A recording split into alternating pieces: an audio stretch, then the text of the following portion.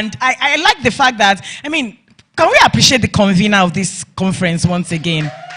I mean, I don't know how she was able to think up different aspects of wellness. We've at the way we are now, we have traveled abroad and come back. Oh. Abi, you didn't board plane. Without visa, you know, we've gone from here to there and back here. I don't know about you, but me, I'm not going home today. We are going to continue. Coach B, Abi, when is part 2? Coming soon. Please, can we appreciate her once again? So we've like I said, we've gone several places. We've talked about skincare. We've talked about menopause. We've talked about nutrition. We've spoken about exercise and fitness. We've spoken about our dressing and fashion sense and all that. And now we're going to go, the last speaker is going to be speaking to us about a very crucial aspect which has been at the front burner of health in recent times. I know it's something that it's a word that is being thrown around, you know, very flippantly these days, but there's more to it than that.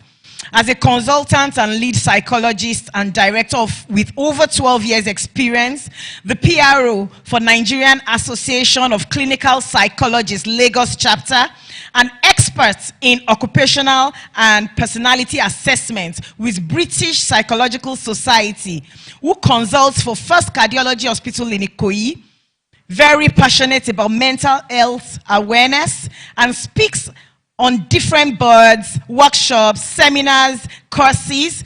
Please welcome a prolific and passionate speaker on mental health, Mrs. Busola Olamuyiwa. Please a round of applause for her as we cap up today's wellness. You have everything. Oh, they've given you people balanced diet today. Thank you. Thank you so much. Hello, everyone. Sorry, I asked for the podium. It's just easier for me. It's nice to see everyone. First, I would like to appreciate Coach B, my sister, for putting together this very robust seminar. And I would like to appreciate all the speakers that have spoken. Well done, Dr. Agility. I'll be consulting and I'll be referring very soon.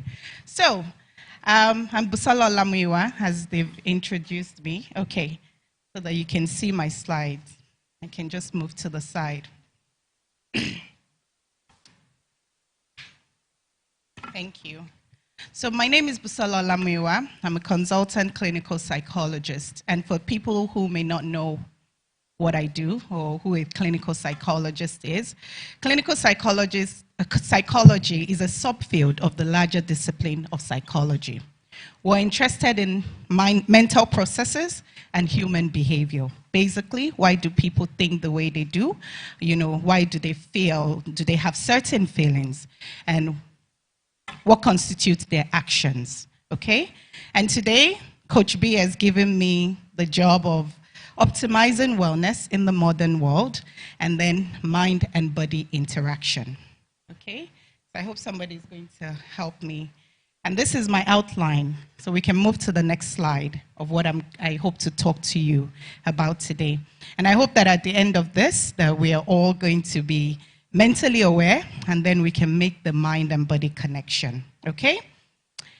So, what is the mind? What is the mind and the brain? Basically, brain refers to that physical organ in your head that supports our mind to function optimally. You know, we have different neurons, different neurotransmitters, certain aspect of the brain, you know, allows us to think, allows us to recall, allows for will, allows for feeling, and especially allows us to reason and think logically. Now, do you think that if there's any distortion to your brain, if there's any brain disease, that you can function optimally? That's a question. I doubt that. A lot of us will not be able to do that. And this is why we say in the psychology world, there is no health without mental health. If there's any distortion to your normal brain functioning, you cannot function. You cannot think rationally. You can't even go to Dr. Agility, as fine as she has expressed herself today, because there's just that distortion. But a lot of us aren't aware, and that's often the problem. Do we know why? We're not aware of the things that we do. A lot of our behavior and action stems from somewhere, usually the unconscious mind. Do we know that? Do we know that oftentimes, we're only aware of the things that we do, only 10% of the things that we're aware of the things that we're doing, happens in our short-term memory, okay?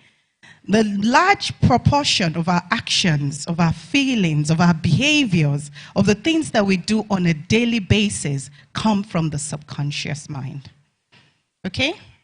Now, what has research shown us about the mind and body interaction?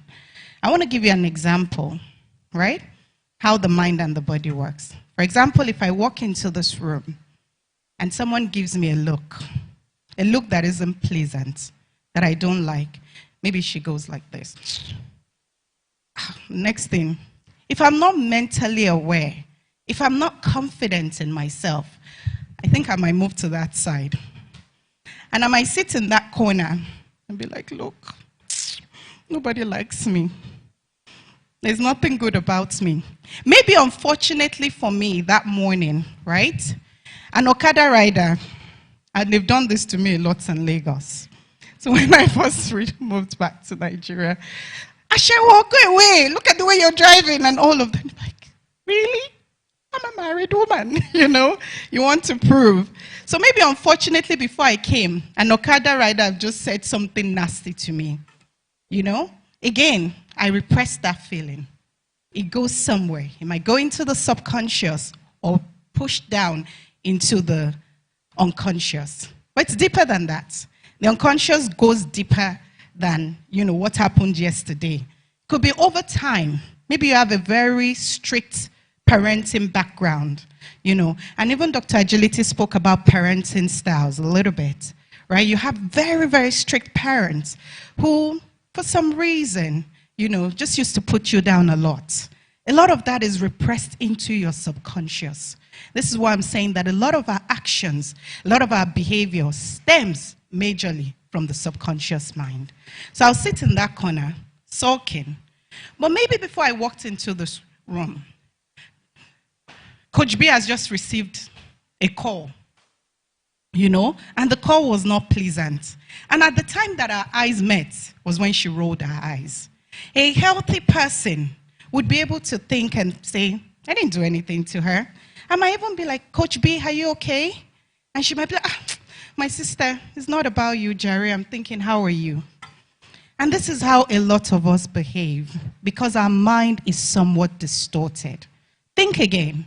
You're walking on a quiet road, for example, a lonely road. I'm trying to help you see the mind and the body interaction, because this is so important and causes a lot of psychosomatic symptoms that we see today, right? I'm walking on a lonely road, for example. And maybe as I'm walking, what's your name? Miss Sola is also walking. No, let's use a man. Maybe the man at the back, because I'm a lady. And we know that we're always hyper-vigilant as women, right? And then I'm just walking calmly. The next thing I see this man walking at a more faster pace. What do you think will happen to me? Yes. My mind would instantly tell me, danger, take off, right? Or maybe I might even start running very fast. But guess what? It goes beyond that. Because at the point when you sense danger, flight or fight, right? What happens? Your heart muscles is pumping really fast. There's a lot of issues that is going on. You're probably sweating. Do you understand? Do you see how the mind, what we think, what we perceive, and yes, those things are good because that's how we keep ourselves safe, right? It's a way to protect ourselves. But we must also become conscious of some of our actions, okay? So I start to run, and guess what? Maybe the man just, by the time I can no longer even run, the man just walks past me. I'm like, thank you, Lord. We learn danger from somewhere, from childhood. We learn that things are not safe from somewhere. And a lot of these things over time get repressed. But they what? Find an expression. They would always find an expression. Okay? So, I wanted to talk about a few research. Kusal Dharma, he's Indian, conducted a study between the mind and the body connection. And this study was done over, I think, 58-year period. You know, and what they found is that a relaxed mind reduces metabolism by 60%, raised temperature by 8, centigrade. He further discovered that 20 minutes of meditation leads to physical change in behavior. So when you're meditating, you're calm. You know, maybe it's you're listening. I have this meditation of this, it's called Be Still, that I do from time to time. You know, that's my most relaxed form. I'm in my most relaxed form in that moment. It also improved deeper and calmer breathing and lowered rate of heart attack. I consult at First Cardiology. And then we see a lot of cardiovascular issues. And I'm sure Dr. Agility would also be able to. In Nigeria, there's a lot of cardiovascular issues. Younger people are dying as a result of cardiovascular issues. It's serious. It's actually a pandemic on its own. And so I'm so glad about diet as well. You know, Coach B, we need more of this. You know? So what does this tell us? That a relaxed mind is so important, and we cannot overemphasize the benefit of a relaxed mind. So we need to take care of our mind. We need to take care of our mental health. You need to prioritize your mental health. I think my slide has gone away, okay? So I've talked about the unconscious mind, the conscious and the unconscious mind, but I'll quickly go through it. So your conscious mind is just that state of awareness, short-term memory, what you did today, how you felt today, who looked at you the wrong way today, who gifted you something today, very now, here and now. And this is where sometimes I have issues with people when they're looking at mental health and they're trying to deal with it here and now. It goes deeper than that for a lot of people. Not for everyone. It could be stress-related, it could be job-related, and things need to be sorted here and now. But oftentimes, it goes deeper than that. And we need more psychodynamic psychoanalysis to understand the person across life. Okay? The unconscious mind. We all know Sigmund Freud. Not my favorite person. But I had to pass him because my lecturer then was a student. So if you don't talk and evaluate him and give him credit, you won't get good grades, you know? And I'm glad for the modern psychologist. He's regarded as one of the founding fathers of psychology, so he's a big deal, you know? But he also came up with a lot of theories that help us to understand how the mind works, the conscious mind, the unconscious mind, the preconscious mind, which is the subconscious mind. One thing that I love about his theory is that the unconscious mind includes repressed feelings, hidden memories, habits, actions that we have picked up as a result of our background, as a result of traumatic experience, socio-cultural influences. And I have the example, people pleasers. Where do we learn to people please? Where do we learn to never say no? Oh, do this. Yes, ma'am. At work, you never question your boss. Yes, I know they're your boss. You're not supposed to question them. I'm not asking anyone to go question their boss. But you must be able to express and assert yourself when your body is starting to tell you something is wrong. But if you are a people pleaser who is somewhat neurotic, who doesn't have that good mental health, it will be very difficult to do that. So where did we learn to people please? Childhood.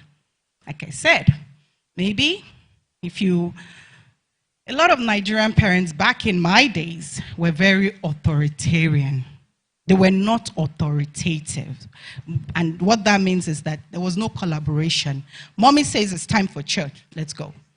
Mommy says go for football. Yes. Daddy says this, we just follow.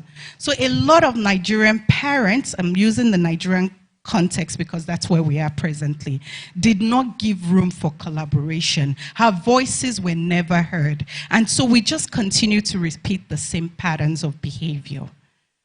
But the brain is also very, very strong. There's something called the neuroplasticity of the brain where you can learn and unlearn. And this is a challenge, it's a call that we all must begin to do a self-evaluation, self-awareness, get to know yourself. And maybe there are areas in your life that you need to unlearn. People who don't have healthy boundaries, it's okay to have boundaries. It's okay to have boundaries within the context of marriage. I'm a psychologist. What we see here in Nigeria the most is that a lot of people don't have boundaries even within marriages. And so a lot of the mental health challenges that we see is because, one, people never learn to assert themselves. They never learn to sort of have healthy boundaries, and they're just hyper-responsible. Is there anyone who is a firstborn in this room? How many times have your parents said, you are the firstborn, do this? It doesn't matter if you're male or female. Hyper-responsibility. These are one of the things. And I decided not to use things like, sadness, job stress. I use this keyword so that we begin to fully understand the unconscious mind and why we have become the way we have become. So people that are hyper-responsible, sometimes because, again, that cultural influence, that societal influence, I've put a lot of pressure. You're the firstborn. And we know in psychology, by birth order, the firstborn is that one that, parents over-prepare for. They are buying, they are doing this, they over-pamper them. And then you then give them an internal conflict to say you should be responsible. How? Go and check the records. Second-borns are usually more responsible because they're territorial. They're very territorial. Because all the pampering and all the expectation and excitement that we did for the firstborn, we didn't give it to the second-born. So when the second-born steps on the scene and there's somebody, they're like, okay, I'm here to take this territory. So we put a lot of, I'm not saying there are some firstborns that are overly responsible, but go and check. In my practice in Nigeria, a lot of firstborn do show up with depression because of this all. So I'll run quickly to the next slide. This is the unconscious mind, and this is Sigmund Freud's sort of theory, and he called it the iceberg, okay? So you can see over the top there, the conscious mind is just very little, isn't it? What you know is very little. It's just the tip of the iceberg. He called it the iceberg metaphor. The subconscious mind, things we could be aware of if we wanted, but if those things are painful, we repress it. So for example, somebody that was raped, for example, and does not want to sit down with that rape, that sexual molestation, they'll push it into the unconscious mind. Well, like I said, it finds expression. You find a lot of people, they don't trust men. So men don't trust women, because of those repressed feelings. So a lot of our action stems from the unconscious mind. And that is where we need to focus on. But is it easy to tap into qualified people? Psychologists, psychiatrists should be able to diagnose you. And some doctors as well do have specialty on that, but usually psychologists and psychiatrists, people that understand. You see this picture? Please, can you change my slide? Myths about mental health. I want to show a picture very quickly. Yeah. A lot of people, when they think mental health, this is what they think, isn't it?